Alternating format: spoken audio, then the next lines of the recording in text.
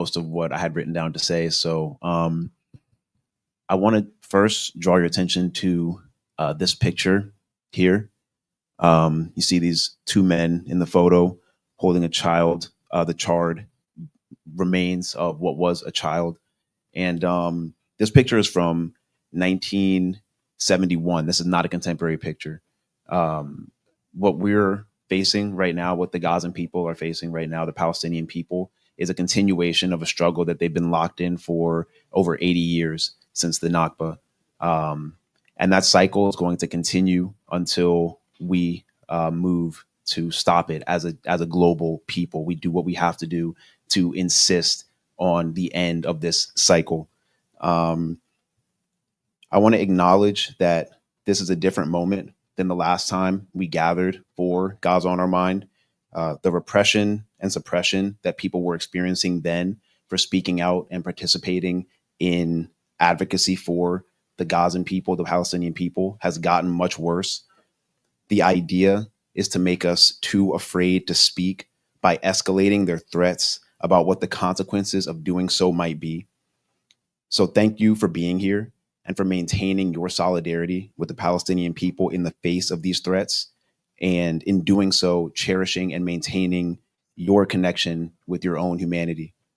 We know that whatever challenges that we face do not compare at all to the challenges that the people of Gaza and of Palestine have faced for 80 years. So we're here today and we will continue to be here. Haile envisioned the On Our Minds series as a way for our community to gather in solidarity with the intersecting liberation struggles of our people who are fighting around the world against parasitic capitalism and imperialistic neocolonialism. His vision was to create a space for emancipatory art and dialogue that orients us towards the amplification of our liberation struggles. What has emerged is this empowered space where we come together regularly as a community to share art, music, scholarship, and conversation that construct solidarity and raise our collective consciousness as we seek to understand these interlocking global struggles and to navigate our own place and our own responsibilities within them. We're going to begin this evening with a musical offering from an incredible musician and a dear friend, Hassan Mubarak. After that, we'll hear from two of our guiding lights in clips that we'll watch on the screen, Hassan Kanafani and Baba Kwame Ture. After that, we will begin the core of our evening together, a conversation between Miko Peled and Dr. Jehan El-Bayoumi. Hassan, the floor is yours.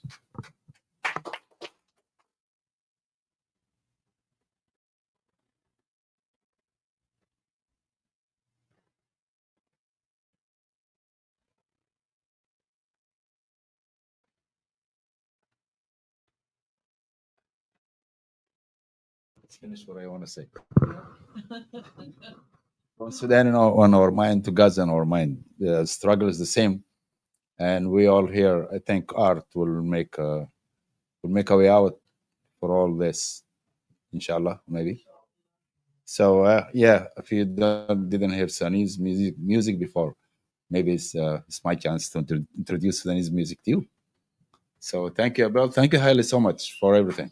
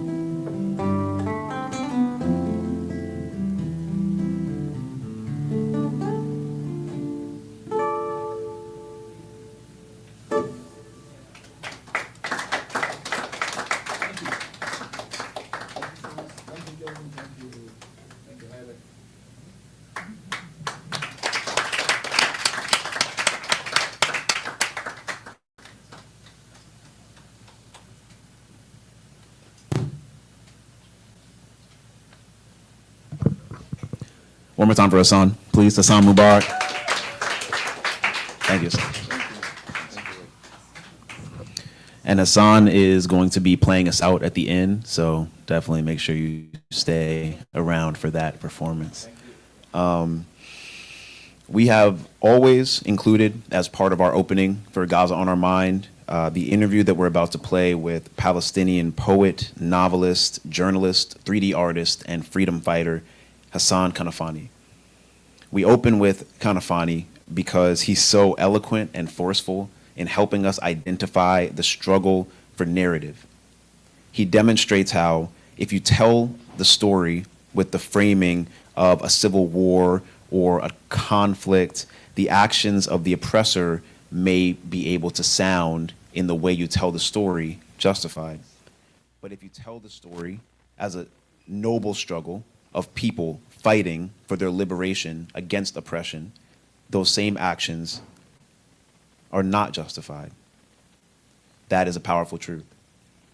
The interview with an Australian journalist has come to be known by the name of Hassan Kanafani's most famous statement in the interview. This is the conversation between the sword and the neck. Beirut is the most westernized of all Arab capitals. The evidence of the French colonial period here is as stark as it is in Quebec. In the days of the French, Beirut was a Mediterranean tourist paradise. Still, there are traces of this slowly disappearing past splendor. But as surely as the Middle East turmoil keeps away the tourists, it keeps away the business too, especially the banking business that had made Beirut the financial capital of the Middle East. Now the Lebanese army has tanks and armoured cars permanently stationed on the footpaths outside all bank buildings in the capital. Taking the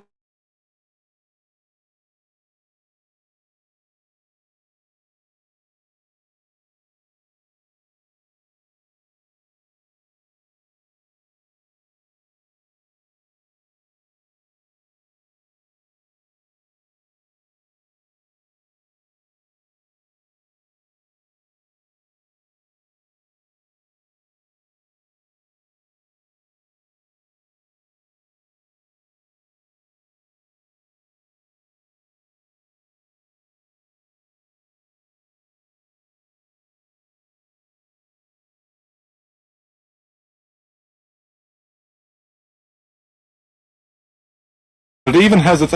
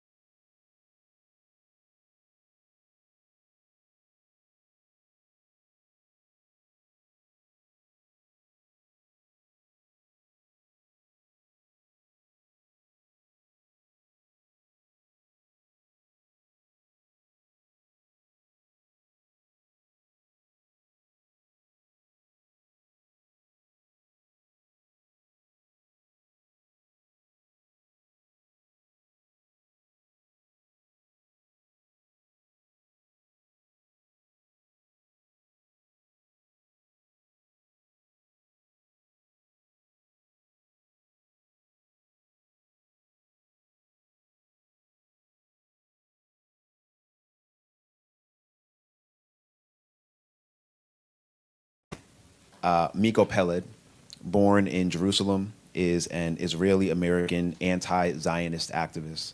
He is the founder of the Palestine House of Freedom in Washington and the author of The General's Son, an Israeli in Palestine.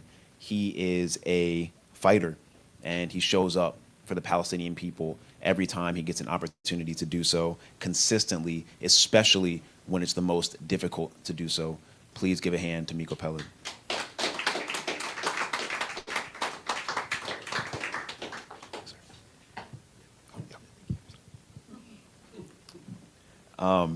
And Dr. Jehan El-Bayoumi is one of the most beautiful, talented, brilliant human beings in our community. She is a woman of Egyptian descent. It's true, it's all true.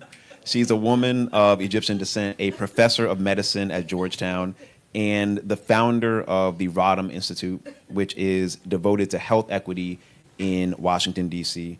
She is deeply concerned with our interconnectedness and the moral importance of being ethically consistent in our stances on issues at home and our stances on those same issues internationally.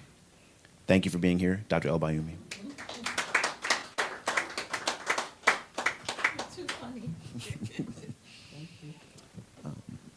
The floor is yours. Okay. Thank you. I was joking with Jordan when he asked me how to describe myself. I did not think that that was going to be the introduction, but thank you. You humor me.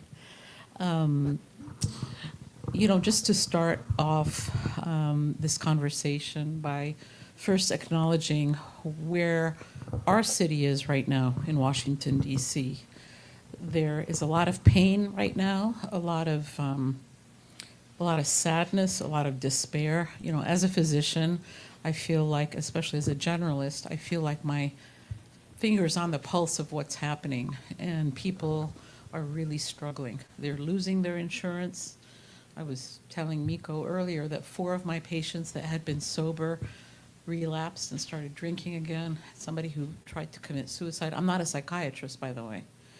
Have a patient who works in a food bank and the food trucks have stopped.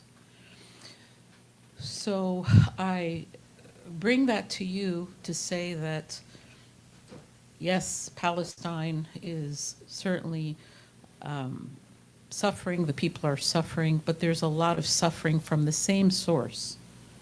And we should never forget that, because I think sometimes people get separated into this or that, but it's all one. We are all connected. Growing up and going to the various demonstrations was one struggle, many fronts. So I just want to acknowledge the people that are suffering but still fighting. And before I turn things over to Miko, I just want to acknowledge Dick Gregory. I was born and raised here. I grew up in Michigan. And when I first came to D.C. in 1985, Dick Gregory and Reginald Robinson would go to the South African embassy every day to protest. They were the only ones, and every day they would get arrested, and the next day they would come back. Every anti-apartheid movement was not something that people even knew about. But Dick Gregory, with his brilliance, and Reginald Robinson, both of whom have passed, had that commitment. So while we may sometimes feel deflated, sad, defeated, we are not defeated. Let's look to the past so that we can move to the future. There are many heroes and heroines that have really exemplified what a struggle looks like. So it's just interesting that I feel like he's looking down on us. Other important groups to remember are the 1 million people that died in Algeria, kicking the French out. So yes, this is a difficult time in Palestine, in Sudan, and take your pick. There's so many places, and in Washington, D.C. But I believe that what we're witnessing right now is really the collapse of a vicious, cruel system that manifests in different faces, but is the same. So, Miko, I'd like to start, sort of my first question to you is, sort of what's the status on the ground now in Palestine in terms of, well, let's start with the people first. Where are they in terms of their morale and mood, and what are they feeling? I know that you have a lot of friends and colleagues there. Well, first of all, thanks. It's great to be with you here again, and thank you all for coming, and Sankofa for hosting and hosting this again. I was just thinking, I think I said it out loud after these two great voices. It's a tough act to follow, to sit here and talk after those two great voices, and the great message that they have, that they, for so many years were able to convey. And I always say this, and I'll say this again: if you to get a really good understanding of Palestine, you have to read Ghassan Kanafani. You have to read Ghassan Kanafani. It's incredible what a prolific writer he was, that he died at such a young age, but he produced so much wonderful, wonderful writings. Palestine is undergoing genocide. And I'm finding over the last, maybe few weeks, that it's almost like the word genocide has lost its edge. Like people don't, I think people lost the sense that what a horrifying thing genocide is. And I don't know how to awaken, but I think people need to wake up and understand that genocide is not it's not a slogan, it's not a bumper sticker. Genocide is a horrifying thing, and it's taking place on our watch. It's being paid for with our money. It's being supported by a government here in Washington D.C. More than supported, it's being paid for and armed. And I think something happened. This is a bit off your question, but something happened. For the longest time, people were asking and demanding and discussing ceasefire. And from the very beginning, I said, no, we shouldn't be talking about ceasefire. Ceasefire is not appropriate when there's a genocide. Ceasefire creates the impression that you've got two warring sides. It's kind of a little bit like what we heard earlier, as though there's some kind of legitimacy to the fighting, as though there's a fighting going on. Ceasefire is the wrong ask, it's the wrong thing. And then eventually there was a ceasefire. Now when you've got a genocide taking place, obviously one side is fully armed and has all the resources, and the other side is on the receiving end of the genocide. If you do have a pause in the killing, who is it going to benefit more? Obviously, the genocidal regime. It gives them time to rest. It gives them time to rearm. It gives them time to send their soldiers home for a little bit, Yes, there was a pause, and we saw we heard these stories, we saw these videos coming out of Gaza, where Palestinians were getting a little bit more food, a little bit more water, there was a little bit of building, there was a little bit of sense of hope, and that gave people the false sense that there was a ceasefire and that maybe this was over. But it's a genocide. It wasn't going to be over. The expectation that the genocidal regime, which declared it was going to conduct a genocide, which has been engaged in genocide since, for almost 8 decades, they were not going to stop. And then when the bombing came back and these horrific conditions with no electricity, no access, the food supply, water, everything was shut down completely, I think everybody started feeling worse. Now, over the last few weeks, we've had 2 guests that came to Palestine House, and we're visiting here in the U.S. from Palestine. Anas Abu Sroor, and both of them are friends of mine. I've known them for years. He lives in a concentration camp, refugee camp. Gaza is the concentration camp. He lives in a refugee camp. A ghetto probably is more appropriate, near Bethlehem. And he had just come out of 9 months in prison. He's a good friend of my son, Eitan, by the way. We spoke to him on the way. When he came out of prison, my son sent me a picture of him to say, look, Anas is out of jail. And I looked and I said, no, that's not Anas. What are you talking about? It's not him. And then when he came and he spoke, well, actually, I'll backtrack. I picked him up from the airport and we're sitting having dinner, and he looked at me and he said, you look really sad and tired. What's wrong? Well, what's the matter? Why are you feeling this way? You know, and then he, told me, again, I had the story of his imprisonment and everything. And then later on, Isa Amr from Hebron came. And so he lives also another ghetto where life is horrible, and the whole story. And he too is like, why is everybody down here? We're fighting a fight, and we're going to pay for standing up and fighting. When you stand up, and fight, then you're going to be a price. So I think it's for the Palestinians that I hear, and it doesn't matter if these are activists or these are younger kids or these are kids who just come out of Gaza with no limbs and lost their families. That sense of what Mahmoud Darwish, the famous Palestinian poet, called this incurable hope, which is part of the kind of the Palestinian makeup, is there. I'm more concerned about, and they know that it's not over, and it's not going to be over until it is over, and talk about seeing the cup half full. That's what Palestinians do.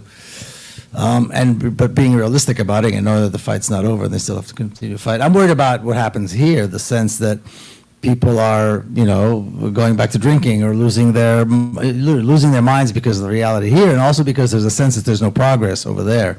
And what are we going to do? People get desperate, and so in Palestine, there's a genocide. There's a genocide, and children are dying from dehydration and starvation and curable infections, things that you wouldn't dream of. And I don't know that people have a proper appreciation of how horrible it is. Palestine is a country full of resources. Well, that's why it was taken. Yeah, but I mean, for a child to die, somebody to starvation in Palestine, dehydration, a lack of medical care. It happens here too. Well, I suppose, but in the context of Palestine, it's as a small country. I don't mean to. So there's a genocide going on. It's horrifying, and yet the sense of like what we heard here. Hassan Kanafani said this 60 years ago, and it's still true. It's a small, brave nation fighting for its liberation, fighting for its rights, and they're not going to give up. We were talking earlier about the role of China. I mean, here we're almost, I was saying earlier that I feel like the ground is shifting all the time underneath, that one doesn't even know how to get one's equilibrium given the rapid pace of things here in DC and the federal government that are happening, which is, by the way, by design. If you look back at Steve Bannon's interviews, who I think actually he's behind the scenes, but he really is quite an orchestrator of what's happening here. He said the important thing is to just hit them with so many different things that they get disoriented, right? And that's exactly what's happening.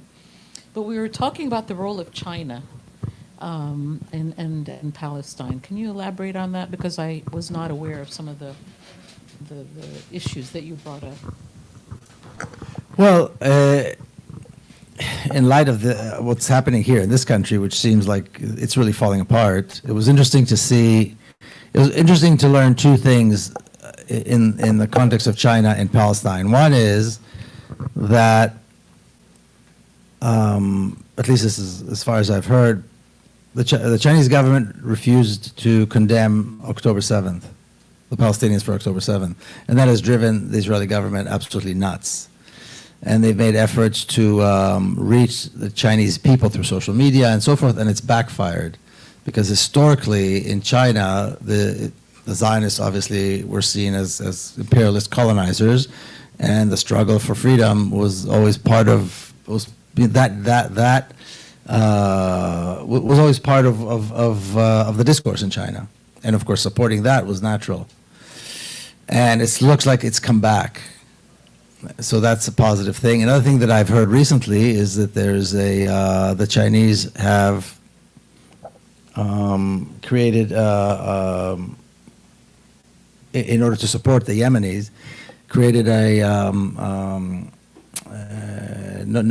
what's called free trade with Yemen, to help the Yemeni forces, or to allow the Yemeni people to improve, or to help them and to support them. And this, of course, is all seen in the context of Palestine. So I think this is an interesting shift as this country is really taking a nosedive in every possible way, that there's this sense of, well, maybe there's somebody else who's actually going to move in and do something positive. So, yeah. You know that term, may you live in interesting times? It's actually a curse. I never knew that. I thought, oh, it's something to make you feel better, but we are living in interesting and scary times. And to look at those horrific pictures of half-naked men in the El Salvadoran prisons with this wannabe model posing with her Rolex watch and glammed up is yet another, to me, another example of how just this cruel system is about humiliating especially men of color. There is some glee of humiliating men of color, whether it's in those prisons, whether it's here among African American men, whether it's Palestinians. It is meant to break people down. And I wonder, especially for your friends, male friends, what does that do to the family unit or to the society? Because it is a deliberate tactic that is used to break down any people who are fighting oppression. So another thing that's perhaps unique, at least as far as I know, it may not be unique, but as far as I know is unique to Palestinians, the status and the importance of the prisoners has always been, their status has always been central to Palestinian life. And going into prison, going through torture, going through humiliation is part of life. And so women had to stand up and obviously do what they needed to do to keep the family alive, to keep food on the table and that sort of thing. And so even with the humiliation, the dignity has not been lost. You know what I mean? Because the prisoners, they pay a heavy price. And as I did an interview with Anas Abu Surur, who I talked about earlier, it's on our YouTube channel, and he was saying how he was talking about the humiliation, the horrors that are taking place, and then he was saying, an interesting point, which is Palestinian prisoners are not criminals, and Palestinians as a nation are said to be one of the most incarcerated people in the world, but they're not criminals. They are incarcerated because they stand up against the crimes that are being perpetrated in their country. So they're not the criminals. The criminals are the ones who are putting them in prison. So their status is elevated, and the prisoners are always, first of all, I don't think there's a single family in Palestine that doesn't have or had somebody in jail at one point. But the status of the prisoners, nothing happens, nothing can be agreed on, nothing moves forward politically without the agreement of the Palestinian prisoners in the jails. And what has happened over the last year and a half with this new gangster who is the Minister of National Security, who, by the way, is coming to the U.S., he's coming soon. I don't know exactly when, but they said he was going to come after Passover, and it's after Passover now. He was invited by the Department of Homeland Security, and he's a convicted terrorist, by the way. But they took him off the list, and he's coming. Well, you've got a convicted felon rapist in the White House. So what he did in the prisons now, he created such a horrific situation where the prisoners call it a mass grave of living. for the living. And the humiliation is worse, and the beating is worse. And they completely, they're starving them. They're starving them. And the beatings every single day with, these Rambo types, armed to the teeth, units that go into the cells and beat them, and the dogs that beat them and break bones and so on. And then there's no care. So they're trying to diminish their dignity. They're trying to diminish their status. They're trying to diminish, and it's backfiring. As we see the images of Palestinians coming out of prison since October 7, these are not the same people. You can't recognize them. But that has not diminished their will. That has not diminished their status. That has not diminished their ability to lead. And they continue to lead and fight. So what's your read about what's happening here in the United States? I mean, this is a rapidly sort of evolving story in my mind as somebody who, has lived here all my life, and that Palestine was not even a word that we could use, and seeing more and more people kind of waking up to the reality of the viciousness of the Zionist government and the complicity of our government here. What are you seeing, and what's your read about over the last few months about sort of the American public and the opposition to the genocide that's happening? Here in Washington, D.C., you walk around, you see a lot of people wearing keffiyehs. You see Palestine, Free Palestine stickers everywhere. I walk around with my two little kids, they see the stickers everywhere, and half of them we put up too. We walk around with stickers, we put them up. So that's uplifting. And we just had a massive protest here, which was uplifting. And the discourse on Palestine in this country has been elevated like never before. And that's, I think, mostly due to students on campuses and what's happening on campuses. And I hope that historically, when Palestine is free, they'll be able to look back and appreciate what they did. Because what they did outside, I think outside of Palestine, the work that is being done on campuses is the most important in terms of leading to the liberation of Palestine. And it's tremendous. So the conversation has been elevated. We are seeing what is happening on campuses. It's affected everyone. There's massive protests around the country. The discourse on Palestine is everywhere. Israel can no longer bomb ambulances and expect that nobody's going to talk about it. So that's good. That's moving in the right direction, definitely. I'm impatient. I think it's moving too slow, but that seems to be the nature of what happens. But there's no question, and I'll say two things. There's no question that October 7th was the beginning of the end of the Zionist imperialist project. There's no question in my mind, and it's irreversible. And as a result of that, what we're seeing here in this country is the elevation of the conversation, of the discourse on Palestine. At the same time, though, you see a young Turkish woman who wrote an op-ed in her newspaper, I can't remember, was it Columbia, and getting picked off the street, pardon? Tufts, I'm sorry. Picked off the street by a gang of hooded people and thrown in jail. And there's this real, chilling effect as somebody who is in an academic institution of what is going to happen to, what is happening to free speech, and really targeting Palestinians, which was specifically and implicitly and explicitly discussed by Netanyahu when he came and met with Trump, specifically targeting the universities. Well, that's a sign of the end. That's a sign that they're hysterical. What we're seeing is a sign. These people are hysterical. They're so hysterical that everything scares them. An article scares them. A woman in a hijab scares them. Somebody wears a keffiyeh scares them. Student encampments scare them. They are terrified because they're seeing the end. This is hysteria. Mahmoud Khalil and all those other students that are being deported and arrested. This is the behavior of a regime that is seeing the end seeing the cliff, and they know there's no way out. So they're behaving like this.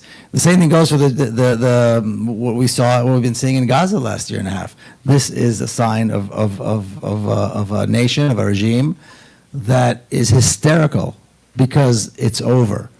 What was I think the two major things that we saw over the last year and a half that created a reality that is irreversible is October 7th and what the Palestinians were able to do on October 7th, which is completely shut down and paralyze the apartheid state, and the courage of students on campuses in this country.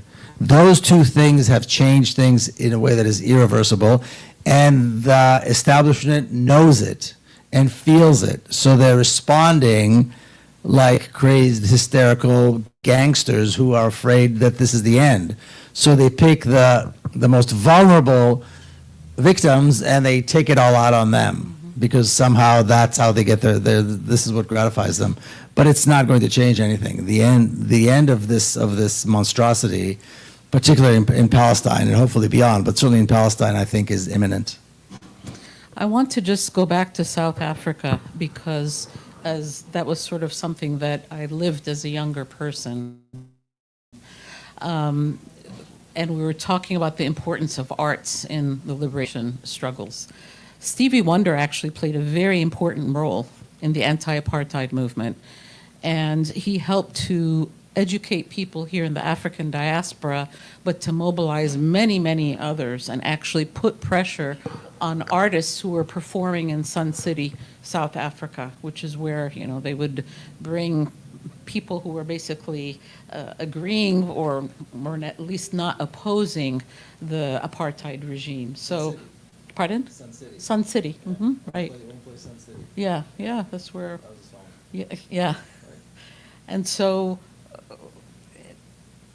you are an activist. There are people here who are artists. There are people here who come from all different backgrounds. But I just want to say that I believe art is going to be our salvation. I really do, because art and music is a universal language, and what has been missing that needs to be brought back again, which was certainly present during the African liberation movements, is really seeing everything as being connected, as being one. So it is one struggle, many fronts. I'm just going to do a time check, Jordan or Haritu. How are we doing? Good. Okay, we're good. All right. What else would you like to talk about? There's so much. I mean, I think that. Well, I'll just respond to what you said about culture. I couldn't agree more. I think one of the things that we're seeing, we've been seeing this for a while, but again, after October 7th is, you know, people are really paying attention to Palestinian culture. Palestinian music is everywhere. There's this, you know, we just did our event for Land Day at Palestine House of Freedom, and we had music and we had art and we had murals and we had, you know, just a whole variety of different things happening all at the same time, and people were just kind of going from thing to thing. I couldn't agree with you more. I think to try to separate art from what is happening is absolutely ridiculous. You know, it doesn't make any sense. For one thing, if we talk about Palestine, but this is true everywhere,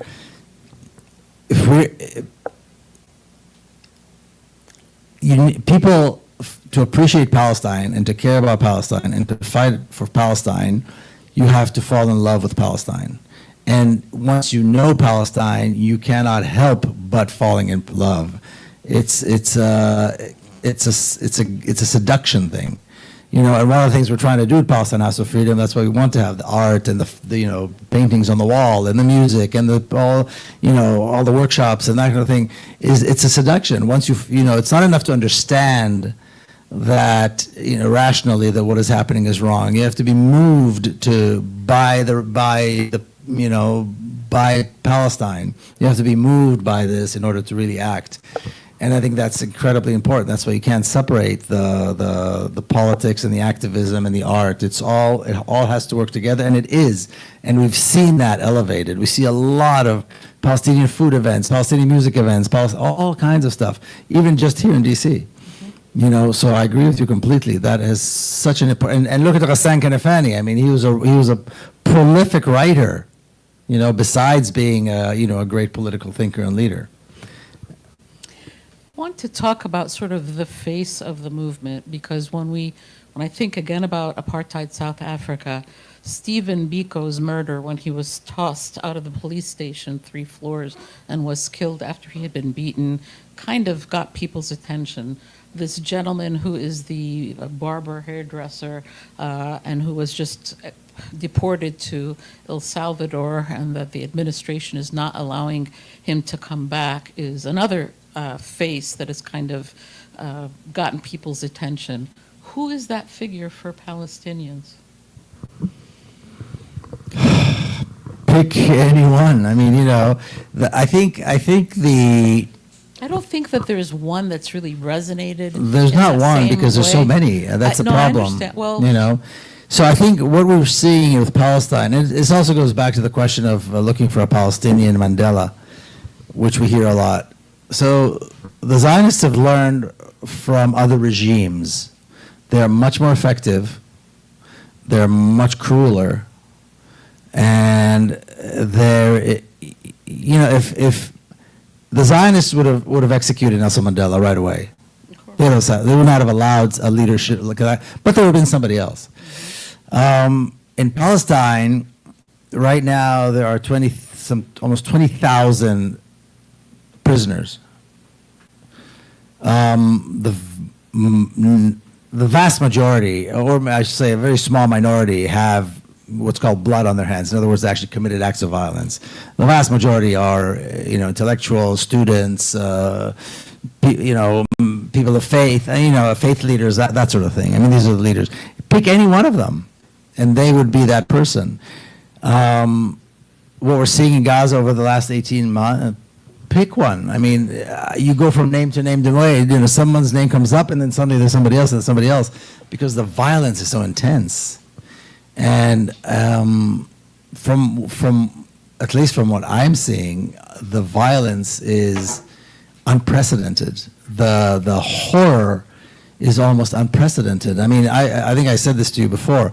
I've never made comparisons between the Zionist crimes in Palestine and the Nazis until now. Until now. Why weren't you, and why now? Well, I wasn't, because I didn't think it was important. I never thought we need to compare, you know. But I think it's important to compare now because it helps people, I think, sometimes to get a better grasp. So, for example, people talk about the Gaza Strip. The Gaza Strip is a concentration camp. So the concentration camps during World War II needed to be liberated. Of course, they were starving and they needed humanitarian aid, but imagine if all they got was humanitarian aid and they never liberated the camps. Mm-hmm. You know what I mean? Yeah. They let the Nazis continue the killing, they let the Nazis keep them in the camps, and they provided humanitarian aid a little bit. And it was the Nazis who would allow the aid to come in. And it was the Nazis who would determine how much aid was permitted. Imagine that for a minute, okay? Now, this is Gaza. Now, this is Gaza for the last 7 decades. So the expectation that the regime that put these people in the camp, the regime that is conducting the genocide, will allow humanitarian aid and food to come in. You know, this is really a moment where I think sometimes people are out of their minds. Are we out of... You know, people are sending millions and millions and millions of dollars worth of donations and God knows what, thousands of trucks, and the expectation that the Zionist regime will allow the food in. They could have let the food in anyway. If they wanted to, they would dismantle the concentration camp, and people go buy the food a 5-minute drive from there. They don't need the aid. They need liberation. It's cheaper to starve someone than to shoot them with a bullet. It's cheaper. And if they kill you know, I mean, it makes perfect, it's cheaper for somebody to die of dehydration, a child, than to let the child grow up and then shoot him. We have to start seeing things in that light. And the only way I think that people can relate is when we talk about the Nazis. Even though, you know, the Nazis existed between, 1933 and 1945. This has been going on for almost 8 decades. So, and I think the horror now is so obvious because of what's happening in Gaza, because of this brutality, that that people can now understand the comparison, the horror. Whereas before that, I didn't see any need to, because it didn't make sense. So that's why. But this is something that people need to wrap their head around. I think it's ironic that Trump and Netanyahu, because he's insisting on basically whitewashing, well, Trump is insisting in his administration of whitewashing everything that's been done by people over the centuries here, but that actually what Netanyahu, by asking for the universities to be labeled as not doing enough to combat anti-Semitism, I see something really backfiring, and that is for people to sort of stand up for free speech. So now you're seeing actually Jewish intellectuals that are defending the free speech of some of the Palestinians that have been under attack in academic settings. Yeah, which I think is extremely important. Kind of reminds me when we were growing up in Michigan, just to show you how things have changed. Every night on the local news, there would be an editorial section, and there was a different person that would go on. And the TV guy would always say, I might not agree with what's being said, but I will defend to the death your right to say it. How things have changed here. It's sad. But I think it's all kind of coming together and being seen, and the veil is being lifted off so many things at the same time. And it can be crazy making, because you're seeing these things and saying, how is this allowed to happen, and yet nothing is happening. So what are you seeing for the next year? What do you see happening? Well, it's hard to say. I don't see anything changing in terms of the genocide unless the international community decides to impose severe sanctions and an arms embargo and so on. And that's not going to happen unless there's so much pressure on the various governments around the world by their constituents. So that's why I said earlier, I'm impatient. I don't know, in countries where we vote for the politicians, we need to do more. In countries where they don't vote for politicians, they can still do more, It doesn't really matter at the end of the day. But unless the international community steps in and stops it, it's not going to stop. We're going to see more of this genocide. But there's no reason to stop. So there are two things that are happening. One is, like I said earlier, October the 7th ripped apart the Scotch tape that held Israeli society together. The state is imploding. Israeli society has been ripped apart, and now it's all these different groups floating around at each other's throats. And I do believe that they're acting like hysterical gangsters that are afraid for their own, for their own gang. At the same time, they still have enough firepower to continue to massacre Palestinians going forward uninterrupted for a very long time. So we have agency in all this. We can end it quicker. Now, everybody's doing a lot, and everybody wakes up in the morning and thinking, well, I wasn't able to help a child, so we get depressed because we're seeing this happen and we're unable to stop it. I think we need to do more. I think we need to be more creative. I think we need to work together better and expand the circle. And I also think that we need to realize that there has never been a strategy to free Palestine, ever. There's never been a winning strategy. There's never been a winning strategy to, when you look at the way the struggle against other regimes, if we take South Africa, you had the ANC, you had the South African Communist Party. These are two major, pillars that work together very well. And they move together very clearly and strategically. Not always, of course, there are always ups and downs and things like that, but strategically it works very well. There's never been that kind of a strategy for Palestine. There's never been a clarity on that. Initially, the Palestinian liberation movement talked about, establishing a free, democratic Palestine with equal rights, right? Today, and this was the Palestinian platform going back decades and decades and decades ago, right? Then there was all this nonsense about two states and all these ridiculous compromises, which the Palestinian leadership was willing to do, and only got punished for it. And that made things worse for the Palestinians. Today, we're at a reality where we look back at the initial Palestinian platform and saying, well, this is, of course, the only thing that makes sense, the only thing that can be sustained, and really the only thing that can work. Nothing else can work, and the Palestinians, of course, saw this decades ago. But still, there is no unifying strategy that helps all the different groups, and a lot of different groups that do great work, but there's not a unifying strategy. And without a unifying strategy, even though we may feel like we're all going in the right direction, it's not always clear. And it's not always clear to the side. So I think this is the reality that we exist in today, and so we need to close ranks a little bit more. We need to work together more. We shouldn't be afraid to create a strategy. People are afraid to talk about what the end result is, and how can you possibly be in a struggle for something unless you define what that thing is? Now, Palestinians have defined it a long time ago. But because all this two-state nonsense is still confusing people, we don't have that cohesiveness, and I think that's to our detriment. I think it's slowing things down. Well, and that is I think the solution to whether domestically or internationally, coalition building is key. That is very important. Okay, I think I'm going to see if there are any comments from the audience or questions. Yes, please. It's hard to see you guys. Yeah, I can't see you. Come up here. We can't see you. anything past the third row.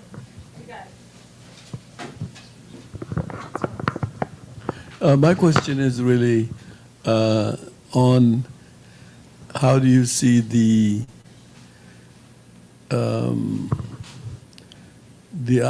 pan-Arab forces, and especially from where it was initially during the Gamal Abdel Nasser period, and now you have all this feudal lord Arab leaders who are actually in cahoot with the forces that are destroying Palestinians. So what can you weigh on this reactionary Arab countries that are literally lethal? To me, at a certain point, there was even Israeli state.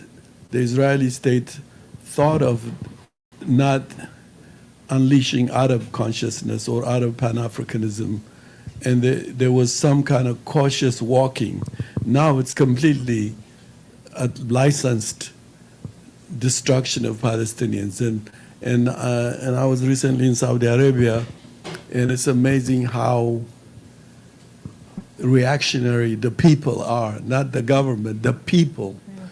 I was in a film festival, but what I was hearing was this poets, intellectuals, women who felt freed by the guy who let them drive a car were completely counter Palestinian people.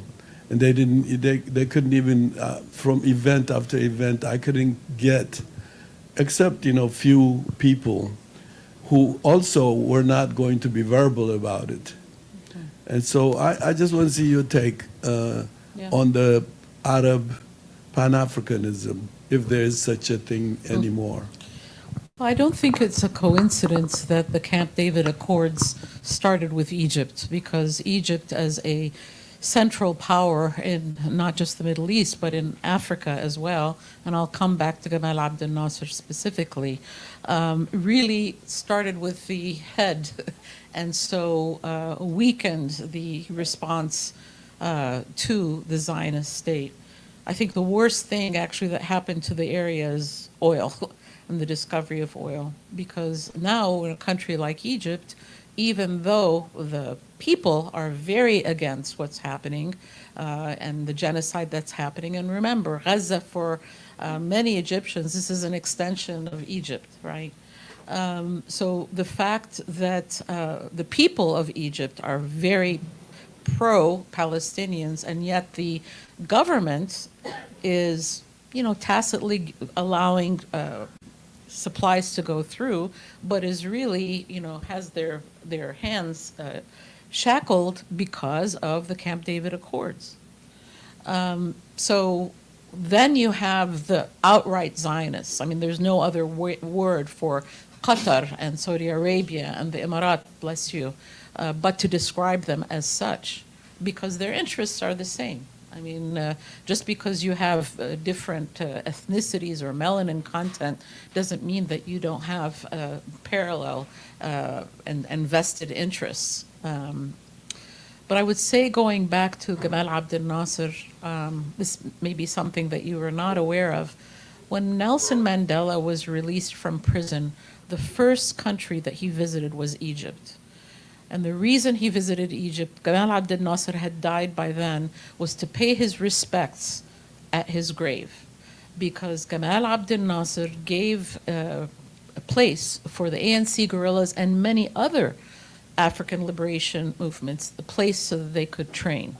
That's the difference between Egypt of Gamal Abdel Nasser, which recognized the multiple identities of Egypt, being African, Arab, Muslim, being part of the non-aligned movement with Nehru and so forth, versus, what's happening now. Having said that, though, there is some hope within Africa, and actually, believe it or not, COVID helped to accelerate that.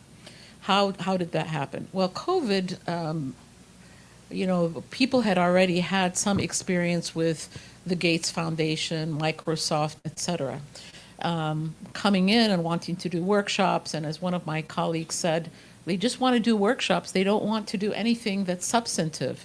So when Microsoft went and said to one of the countries, we want to give you money so that you can, we'll give you masks. They said, no, thank you. It was $35 million. Said, no, thank you. We're going to build and we're going to develop our own masks. We want to be self-sufficient. And as we speak, they're actually looking at building a train route from Johannesburg to Cairo. So I think that there are also shifts that you're seeing within the African continent, not fast enough in my view, but your question illustrates how the dismantling of the post-colonialist movement, right, with the assassination or taking down all the various leaders, and also how these really cruel, I mean, I couldn't use enough expletives to describe the role that these reactionary Arab governments are. And they're Zionists. You can be Muslim Zionists. We have seen Christian Zionists. They are Zionists. Well, you're right. I would, I think it's not a coincidence that the first peace agreement any Arab country made with Israel was they picked Egypt, because Egypt is an important one. It's the biggest one. So they knew if they could get Egypt out of that equation, then it would be a lot easier to go beyond that.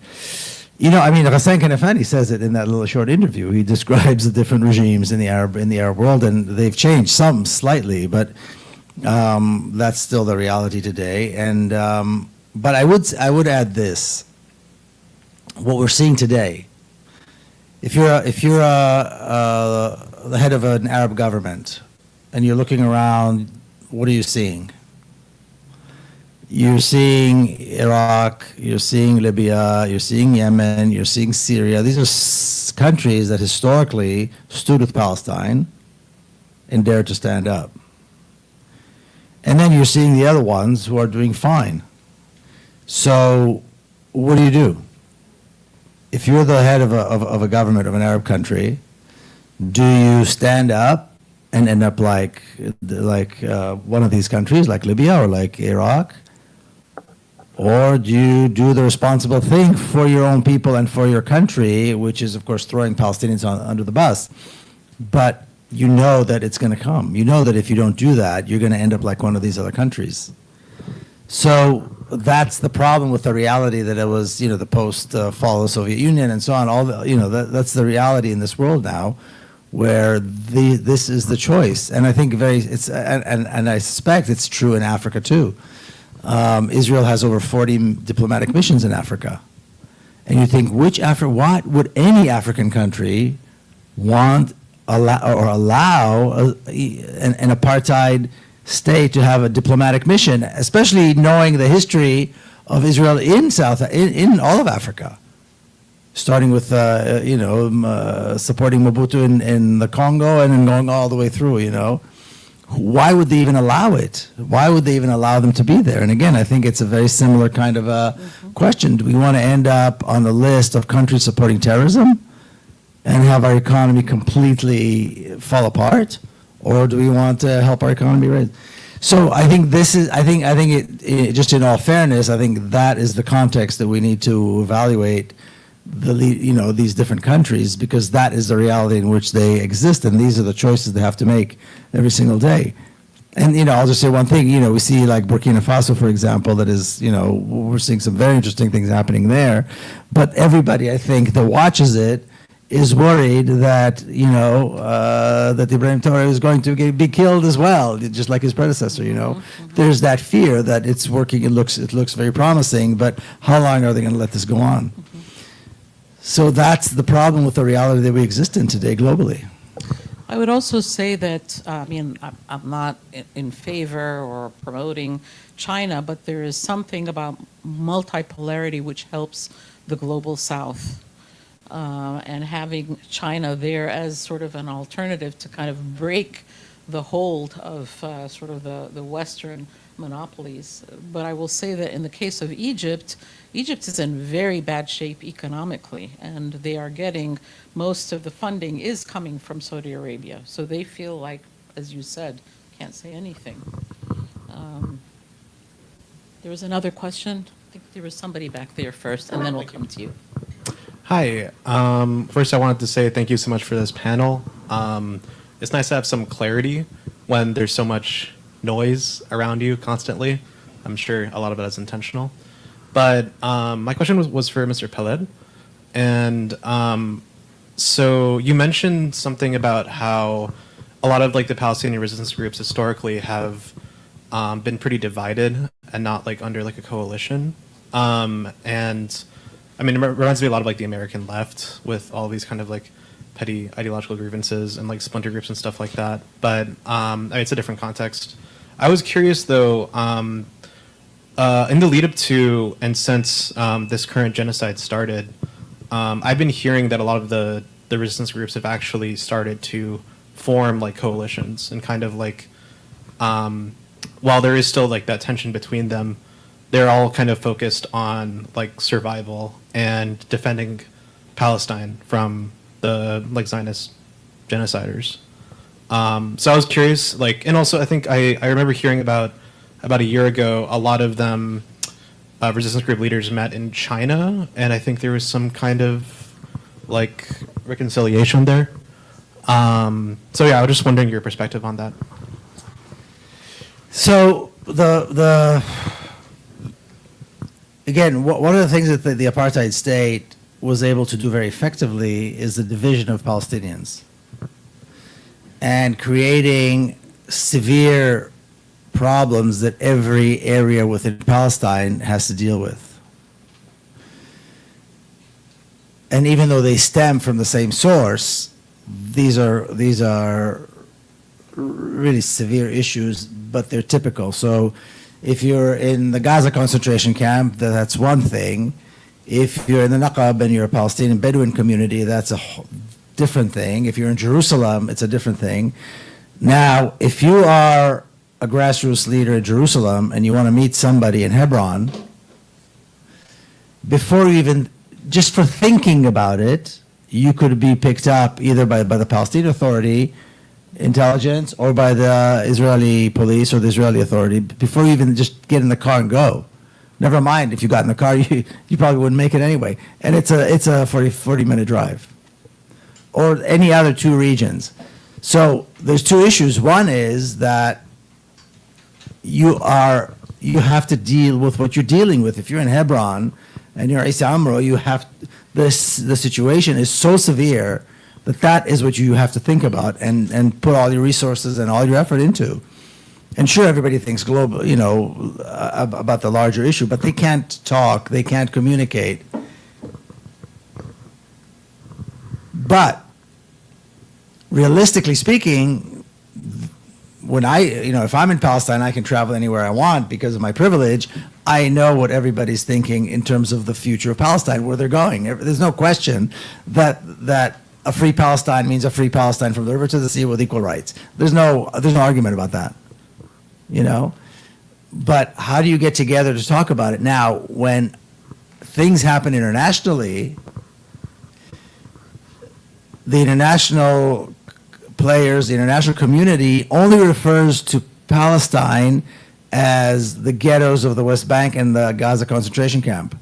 They don't see the rest of Palestine as Palestine. So you never get anybody out of that part of Palestine, which is the lion's share, this is 80% of Palestine, ever participate in these conversations. So it's always seen in the light of, there's the Hamas-Fatah rift. Well, Hamas and Fatah are two groups out of a very, very large, a very, very broad political world of Palestinians. Never mind the Palestinians in the refugee camps, the Palestinians in diaspora, that are, by the way, in diaspora because they're not allowed to go back. So this is part of the problem. The advantage that we have here is that we can hear them. We can work together in order to help them reach that objective. You know what I mean? So we can all get together anywhere we want, and we can use them as and that's really how we see Palestine as a freedom. We work for them. So we have almost all of the heads of the grassroots organizations, activist organizations in Palestine, as part of Palestine House of Freedom. We get our orders from them.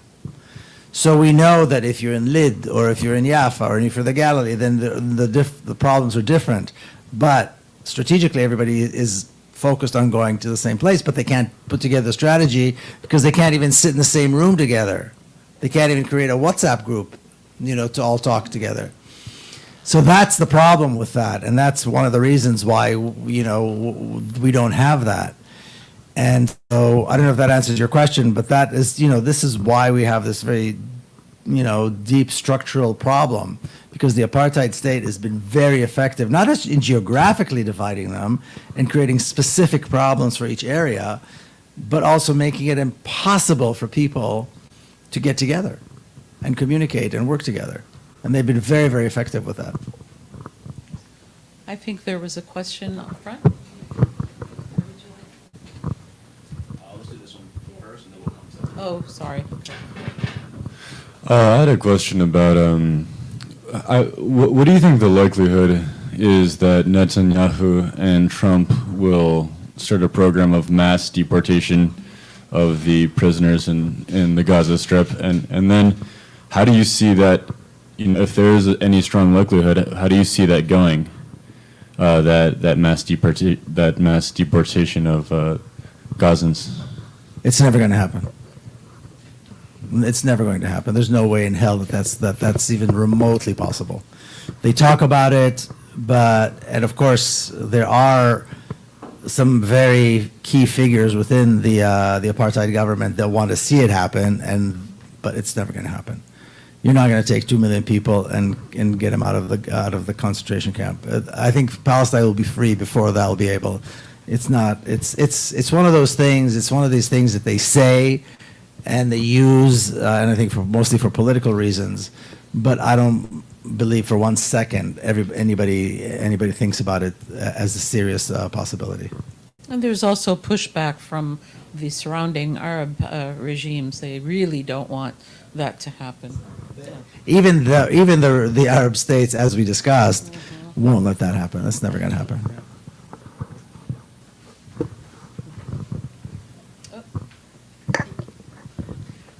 I want to thank you for your time tonight. It's good to see you two here. Yeah, had to show up. I have a question as a student that I feel you two are two of the best people who could answer it. It's coming from a place of deep anxiety, but also the need to be outspoken and the need to work in community. And so I guess the way I'll frame it is that with this moment in time in America, with the very strategic targeting of universities and of students, I feel like my generation is seeing a return, at least for Black Americans in the Black American experience, a return of nonsensical and overt violence and disappearing of Black folk who it's been going on, Yes. but there's kind of this path of integration where it's become silent for a lot of folks who are trying to do what they believe is liberating their people, and maybe it's working to a very slow extent, right? But for students, and I guess from my position, it's terrifying because I think this kind of bodily terror and violence that I'm seeing I'm so close to by just using my voice and being visible, I think that's something that more my grandparents could relate to. And so in this moment where our government is, it's looking more like the 40s, like an authoritarian regime, that can do whatever it wants. It will take individuals and it will use them to scare everybody else. I guess I'm curious about what it even means to be imprisoned. I think you speak better to that based on your personal experience, and what does it mean to not be afraid of that? How do we show up knowing that that could be us disappeared, that could be us taken, no matter what age we are and no matter how much we say? Well, first of all, I want to commend you for, first of all, so thoughtfully putting your question together. And I am so sorry that you even have to think about these issues, because when you're a student, you should be free to learn and experience and exchange, because that's what a university is supposed to be for.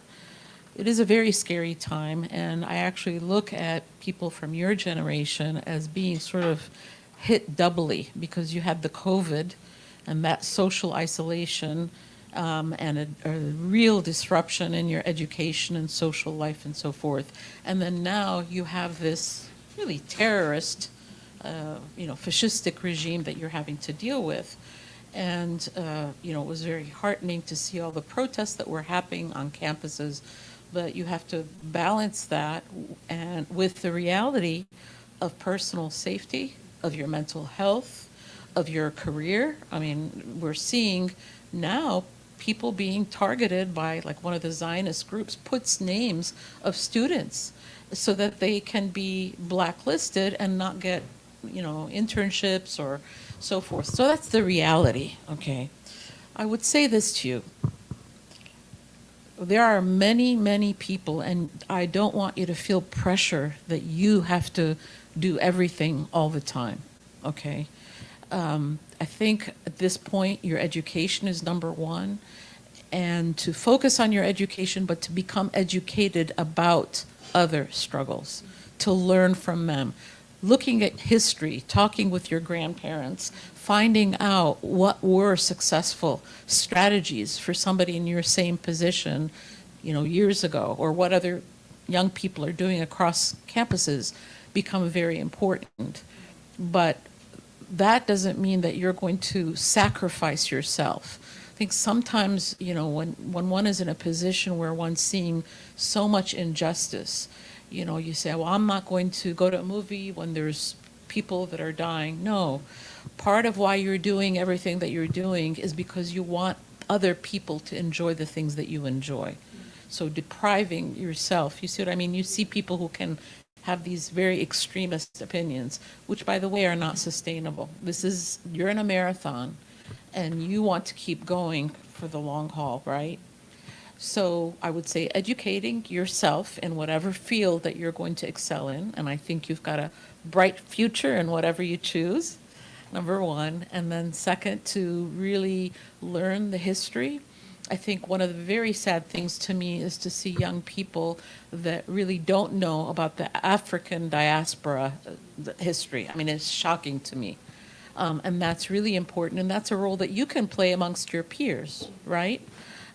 These kinds of activities of education are important. And then, as we were saying, the arts, infusing the arts to communicate and to be able to express. Always keeping an eye on your own mental and physical health, because you are being targeted. I want to give you an example that I think is really helpful, one that we can take from nature. Birds migrate several thousand miles. These geese that go, thousands of miles back and forth every year. It's never the same goose that's leading. It's never the same goose. It's one that does for a short period of time, steps back, that allows to rest, and then another one. So pace yourself, and sometimes you're going to say, you know what, I need to take a break. I don't feel like doing this, and for whatever period of time that you need. But I have faith in you, and I have faith in people of your generation, because you're the ones that are carrying this work forward. Where do you go to school? I go to Howard. You go to Howard? Okay. I'm a Howard auntie.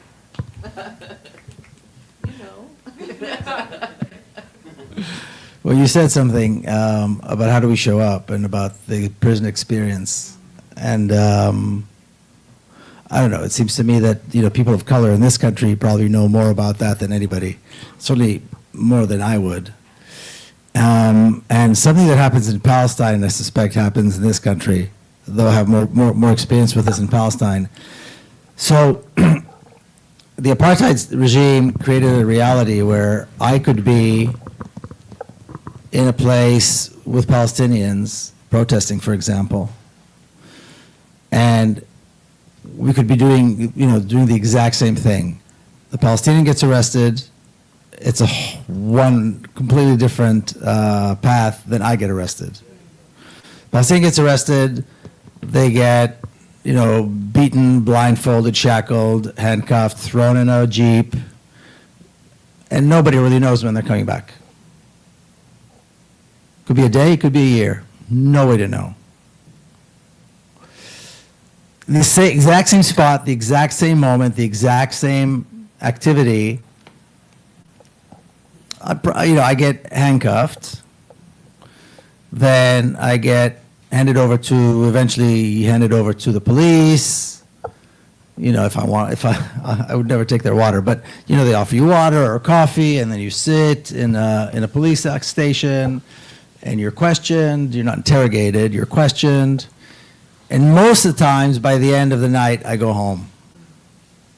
I spent some time in a jail, but it was just waiting. It was just because of waiting until there was a judge available or something like that. You know what I mean? It's a completely different thing. So I couldn't possibly tell you, as someone with the kind of privilege that I have, well, both here, in the apartheid system, which I believe America still is, what it's like to show up and end up in prison. I couldn't possibly tell you, except what I hear from friends, and I don't know. God only knows. I don't know that I would have the strength to come out sane on the other end like the way they do. But I agree with what Gigi was saying. Certainly learn from the past and learn from other people's experiences, and how they did it and how to best be prepared for it and have the strength to go through what they went through. Because I don't think this is over, and it's not going to be over anytime soon. And we do need to be prepared. We do need to be prepared. And again, for people of color in this country, it's particularly dangerous, far more than for somebody who looks like me. That's for sure. You actually brought up an important point, and that is the importance of allies. Allies that may look like Miko, that can be standing with you and in solidarity, and to educate allies. That's I think an important point.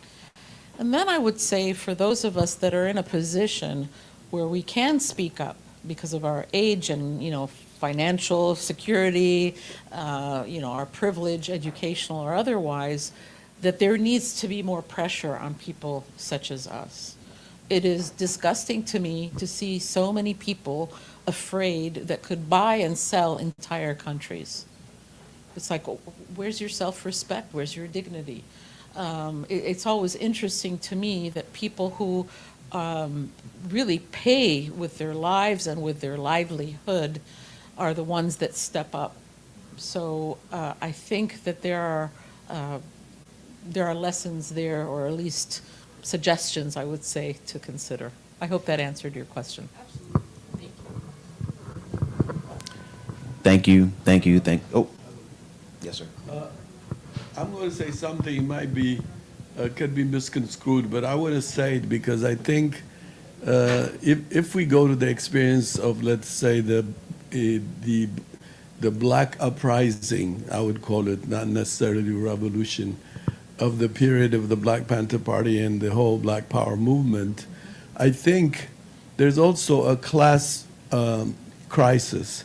I think predominantly university people, professors like us, we're middle class by class who are the invention of the American empire. Yes.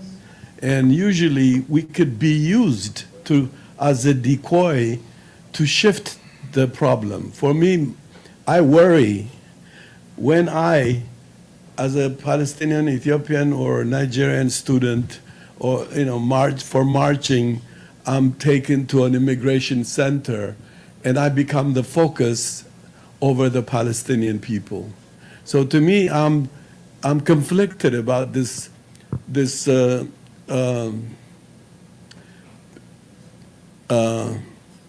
Initially, to me, I thought,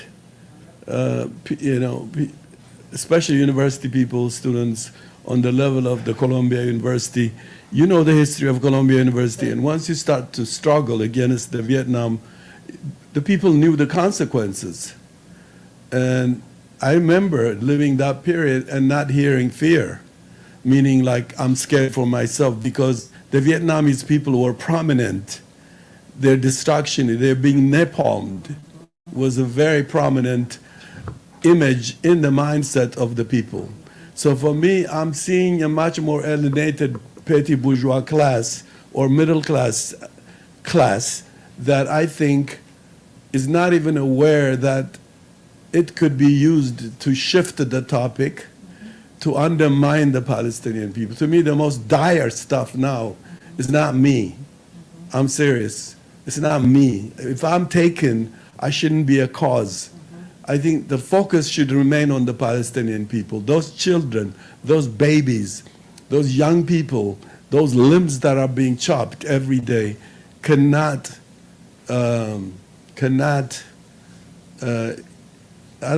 balance my agony. I'm a father, I have kids, etc., family in crisis, but I will never be in a position at this point, unless they drop me in Gaza, I will not be in the Palestinian people's shoes. And so there is a danger here, I think, that we, the American empire's invention of class, the middle class, it's a really serious class invented all over Africa. I even saw it in Morocco, in Egypt I saw it. The class that is completely benign or numb about the Palestinian people. I've gone many times to Cairo, to Egypt, to Luxor, to Aswan, very numb, a population that is numb, a population that is very materialistic, all the way to South Africa, a population that is very materialistic. In this kind of situation, we have to make sure and at least bring our privilege not to take over what I feel Miko really illustrates to me. Like, I know the subject, but the way he paints it, for me, that's a challenge on my way of life. In my priority of my middle class priority, and usually we don't want to work on ourselves because we never worked ourselves, and we are subjects of dumb people like the one in the White House. For me, it is because we have lost the guts of being human. When unemployed population of black people who work their butt off to get those jobs and roll over for 2 turkey white kids. I came out of fraternity. It's blowing me. It's questioning my existence. And so for me, I think the dialogue, we have to make sure we don't snatch the agenda from the primacy of the Palestinian people. And I'm not trying to be over anybody, but I'm just saying, here at Sankofa, I'm hearing middle class blues. And I'm saying, Sudanese women are being raped. I don't want to hear your date problem. Yes, of course, it's inhuman for me to say that to that person who's in love and they can't see straight. Fine. But I'm not going to subject myself to be scarified scarified by that kind of middle class bomb dropping on me without request. Thank you.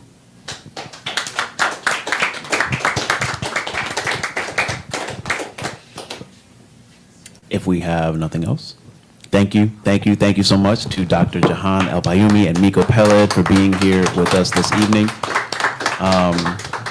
We are going to have a concluding performance from our opening performer, Hassan Mubarak. Hassan, the stage is yours.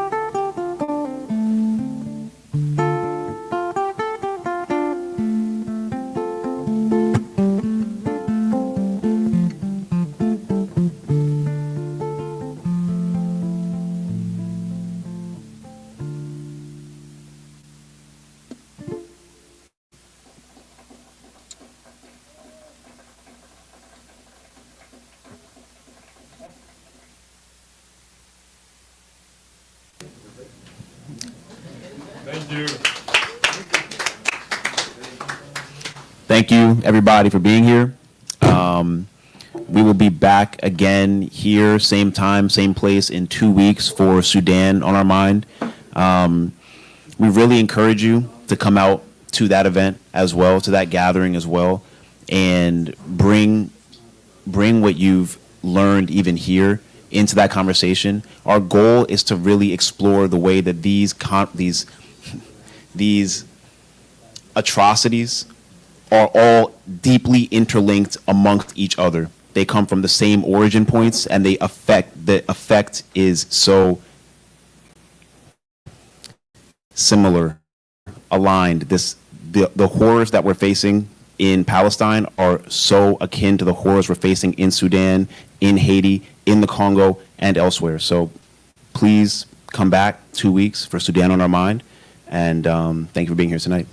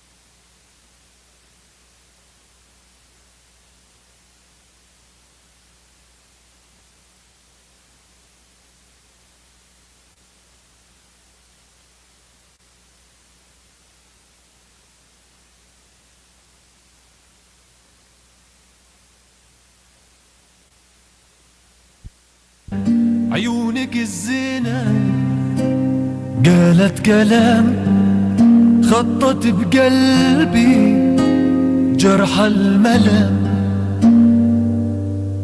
بارا بارا بارا بارا يا بارا